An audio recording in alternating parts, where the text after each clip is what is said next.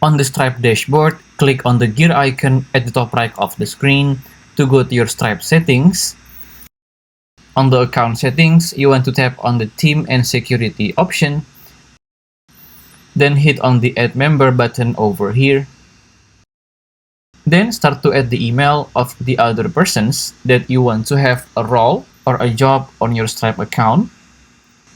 After that, you might select their roles, whether to be super administrator, which essentially like the owners, or just an admin, or I am admin, and so on.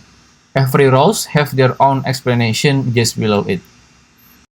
Or if you want to be more specific about what they are doing, you may also scroll down and choose other specific roles like developer roles, payment, support, or others. And after you choose their specific roles, you may click right here on Send Invite button. Then the invitation will be sent to their email, and as you can see, their current position is on pending invite.